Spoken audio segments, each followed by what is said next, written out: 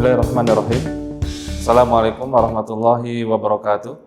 Anak-anakku yang soleh dan cerdas, kembali bersama Bapak dalam pelajaran PAI, Pendidikan Agama Islam. Dan insya Allah pada pertemuan kali ini kita akan mempelajari bab keempat. Jadi setelah kemarin kita bab kedua, kita loncat dulu ke bab keempat.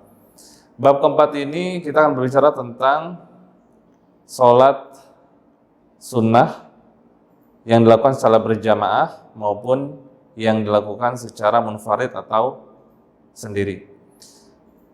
Anak-anakku yang dirahmati Allah Subhanahu wa taala, jadi sholat-sholat sunnah yang diperintahkan Allah Subhanahu wa taala kepada kita, ada yang dianjurkan kepada kita untuk dilaksanakan secara berjamaah, ada juga yang dianjurkan untuk dilakukan secara sendiri-sendiri. Apa itu sholat sunnah? Sholat sunnah itu adalah sholat tambahan atau sholat selain sholat fardu. Di dalam bahasa Arab dinamakan sebagai sholat an-nawafil, ya, sholat tambahan atau sholat tatawu, sholat secara sukarela. Artinya ketika kita mengerjakan sholat-sholat sunnah ini, maka Allah SWT akan memberikan pahala kepada kita. Dan jika kita tidak mengerjakan sholat sunnah, maka tidak apa-apa dan tidak mendapatkan pahala dari Allah Subhanahu wa taala. Nah, sholat sunnah ini dibagi menjadi dua. Pertama, sholat yang dianjurkan secara berjamaah, ya, apa saja, yaitu sholat id, sholat tarawih, sholat khusuf, dan sholat istisqa. Adapun sholat sunnah yang dianjurkan untuk dilakukan secara munfarid adalah atau secara sendiri-sendiri, yaitu sholat rawatib, sholat tahiyatul masjid, sholat duha, sholat witir, sholat qiyamul lail, sholat istikharah, sholat hajat, dan sholat-sholat yang lainnya. Nah, di pertemuan kali ini kita akan membahas tema sholat sunnah yang dilakukan secara berjamaah, dan insya Allah pada pertemuan selanjutnya kita akan melanjutkan membahas tentang sholat sunnah yang dianjurkan secara munfarid ataupun sendiri. Yang pertama adalah sholat sunnah yang dianjurkan secara berjamaah, yaitu sholat Idul Fitri dan sholat Idul Adha. Ya. Jadi sholat Idul Fitri dan sholat Idul Adha ini adalah sholat sunnah, ya, yang disunahkan, tidak wajib. Kapan dilaksanakan? Dilaksanakan pada hari raya Idul Fitri dan hari raya Idul Adha. Bagaimana tata caranya? Yang pertama adalah sholat sunnah Idul Fitri dan sholat sunnah Idul Adha dilakukan berjumlah sebanyak 2 rakaat. Kemudian pada rakaat pertama dengan 7 takbir, ya, selain takbiratul ihram. Kemudian pada rakaat kedua sebanyak 5 takbir. Contohnya adalah misal ketika kita sholat dimulai dengan takbiratul ihram, Allahu Akbar. Nah, takbiratul ihram yang pertama itu tidak dihitung, gitu ya. Dihitung setelah takbiratul ihram. Takbir lagi Allahu Akbar, maka dihitung 1, kemudian takbir lagi Allahu Akbar, maka dihitung 2, kemudian takbir lagi Allahu Akbar, dihitung 3 sampai 7. Gitu. Di rakaat kedua juga sama, ya. Berdiri dari sujud, ya, di rakaat pertama, kemudian naik untuk melanjutkan di rakaat kedua, gitu ya. Nah, di rakaat kedua kita dianjurkan untuk diperintahkan untuk takbir sebanyak 5 takbir. Kemudian di antara takbir, ya, takbir yang pertama dan yang kedua, ketiga dan selanjutnya kita disunahkan untuk membaca subhanallah walhamdulillah wala ilaha illallah wallahu akbar. Contohnya adalah misalnya kita takbir Allahu Akbar. Kemudian di dalam hati kita menyebutkan subhanallah walhamdulillah wala ilaha illallah wallahu akbar, kemudian pindah ke takbir yang kedua, gitu. Dan selanjutnya. Kemudian setelah pelaksanaan sholat Idul Fitri dan Idul Adha selesai, kemudian diperintahkan, ya, bagi imam untuk memberikan atau menyampaikan khutbahnya, gitu ya. Dan tata cara khutbah di dalam sholat Idul Fitri dan sholat Idul Adha sama seperti khutbah Jumat, yaitu sebanyak 2 kali khutbah dengan 1 kali duduk. Kemudian ketika khutbah berlangsung, ya, maka seorang khatib, ya, dianjurkan untuk membaca takbir sebanyak 9 kali. Ya. Jadi setelah salam, kemudian dia mengucapkan takbir Allahu Akbar, Allahu Akbar, Allahu Akbar, Allahu Akbar, Allahu Akbar, Allahu Akbar, Allahu Akbar, Allahu Akbar, Allahu Akbar sebanyak 9 kali. Kemudian duduk, ya, setelah khatib menyampaikan khutbahnya, kemudian duduk, kemudian berdiri lagi, dan dianjurkan di khutbah yang kedua membaca sebanyak 7 kali takbir. Dan itu tata cara sholat dan khutbah di hari raya Idul Adha ataupun hari raya Idul Fitri. Taib, anak-anakku yang dirahmati Allah Subhanahu wa taala, yang selanjutnya adalah sholat tarawih. Ya, sholat tarawih. Jadi sholat tarawih ini dilakukan, ya, atau dilaksanakan pada malam-malam bulan Ramadan, ya, atau dinamakan juga dengan sholat qiyamul lail, ya, atau kalau kita di Indonesia sering dikenal dengan sholat tarawih. Kenapa dinamakan sholat tarawih?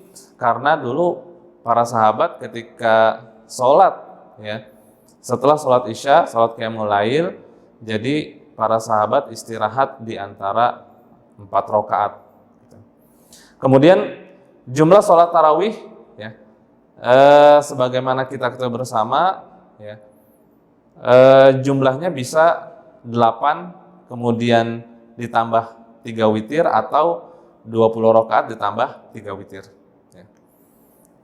Kemudian yang selanjutnya, anak-anakku yang dirahmati Allah Subhanahu wa taala, yaitu sholat sunnah yang dianjurkan untuk dilakukan secara bersama-sama atau secara berjamaah adalah sholat kusuf dan sholat khusuf. Apa itu sholat kusuf? Sholat kusuf adalah sholat gerhana matahari, dan sholat khusuf sholat gerhana bulan. Nah, bagaimana tata cara dari sholat kusuf dan sholat khusuf ini, ya, sholat gerhana matahari atau gerhana bulan, yaitu dengan melakukan sholat sebanyak 2 rakaat. Kemudian setiap rakaat, ya, dengan 2 kali berdiri, kemudian 2 kali membaca Al-Fatihah dan 2 kali ruku. Ya. Artinya dalam 2 rakaat ada 4 kali membaca surat Al-Fatihah, gitu ya. 4 kali membaca surat Al-Fatihah. Kemudian juga 4 kali ruku juga. Ya. Contohnya adalah misalnya kita takbir, kemudian membaca surat Al-Fatihah, kemudian setelah itu membaca surat-surat di dalam Al-Quran, kemudian setelah selesai kita ruku. Ya. Ketika kita ruku, tidak langsung sujud, tapi berdiri kembali. Ya. Berdiri kembali setelah ruku, kemudian membaca surat Al-Fatihah. Setelah membaca surat Al-Fatihah, membaca surat-surat dalam Al-Quran, kemudian ruku kembali. Nah, di ruku yang kedua ini baru dilanjutkan dengan sujud, i'tidal, sujud, dan sebagainya. Ya. Nah, rakaat kedua juga sama, ya, seperti yang tadi, gitu ya. Salat di rakaat kedua juga sama, jadi kita melakukan membaca surat Al-Fatihah, kemudian surat-surat dalam Al-Quran, kemudian ruku, kemudian berdiri kembali, membaca surat Al-Fatihah, kemudian membaca surat-surat dalam Al-Quran, kemudian ruku, kemudian berdiri, kemudian sujud. Jadi tata caranya seperti itu. Ya. Kemudian setelah imam memimpin sholat kusuf ataupun khusuf, setelah itu imam berdiri dan menyampaikan khutbahnya atau menyampaikan ceramahnya, gitu ya. Dan khutbah di dalam sholat kusuf dan sholat khusuf ini sama seperti sholat Jumat. Taib, anak-anakku yang dirahmati Allah Subhanahu wa taala, yang selanjutnya adalah sholat istisqa. Ya. Apa itu sholat istisqa? Sholat istisqa adalah sholat untuk meminta hujan kepada Allah Subhanahu wa taala. Jadi kita meminta hujan kepada Allah dengan wasilah sholat ini. Ya. Bagaimana tata caranya? Yang pertama adalah beberapa hari sebelum dilaksanakan sholat istisqa ini, ya, jadi kita menganjurkan kepada masyarakat atau kaum muslimin, yang pertama memperbanyak taubat kepada Allah Subhanahu wa taala. memperbanyak istighfar, meminta ampun kepada Allah Subhanahu wa taala. Yang kedua adalah memperbanyak sedekah. Ya, memperbanyak sedekah. Yang ketiga, melakukan puasa.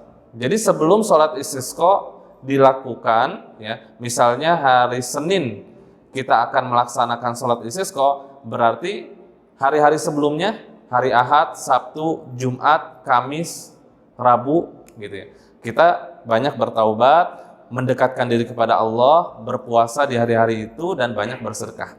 Ya, agar apa? Tujuannya adalah agar Allah Subhanahu wa taala mengabulkan doa kita dengan kita mendekatkan diri dan menghamba kepada Allah Subhanahu wa taala.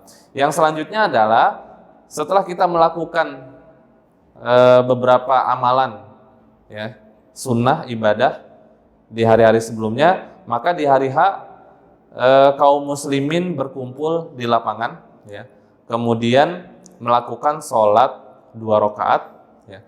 Setelah itu imam berdiri, ya, maju ke depan dan menyampaikan khutbahnya, dan ketika berkhutbah dianjurkan untuk memperbanyak istighfar, gitu, kepada Allah Subhanahu wa taala. Taib anak-anakku yang dirahmati Allah Subhanahu wa taala, mungkin ini yang bisa Bapak sampaikan. Insya Allah nanti akan kita lanjutkan, ya, berkaitan dengan sholat sunnah yang dianjurkan secara pribadi atau secara munfarid. Taib anak-anakku yang dirahmati Allah Subhanahu wa taala, kita cukupkan dengan baca hamdalah alhamdulillahirabbil alamin. Sekian, wassalamualaikum warahmatullahi wabarakatuh.